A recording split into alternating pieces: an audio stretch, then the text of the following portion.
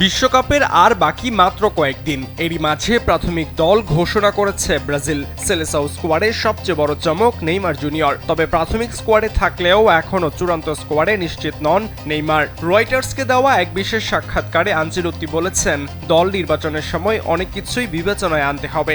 Neymar তার প্রতিভার জন্য দেশের গুরুত্বপূর্ণ খেলোয়াড়, তবে তার কিছু সমস্যা ছিল এবং সে সেরে ওঠার জন্য কঠোর পরিশ্রম করেছে। সম্প্রতি নিয়মিত খেলছে এবং উন্নতির ছাপ দেখিয়েছে। তবে আমার জন্য সিদ্ধান্ত নেওয়া সহজ নয়।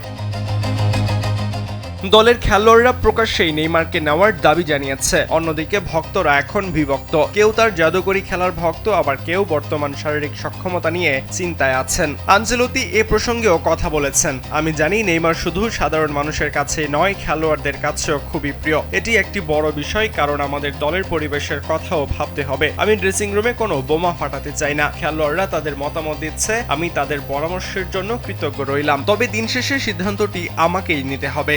আনচেলত্তি আরও আশ্বস্ত করেছেন, নেইমার দলে থাকুক বা না থাকুক, দলের ভেতরের ইতিবাচক পরিবেশ নষ্ট হবে না। তবে গণমাধ্যমের চাপ বা বাইরের পরিবেশ নিয়ন্ত্রণ করা তার হাতে নেই।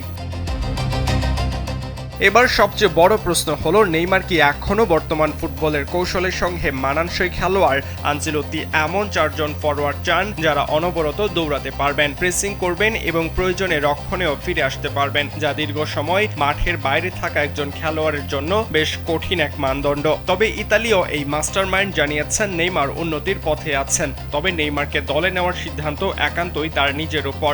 এ ব্যাপারে কেউ তাকে এখনো চাপ প্রয়োগ করেনি। সরাজয়ন, কালবেলা।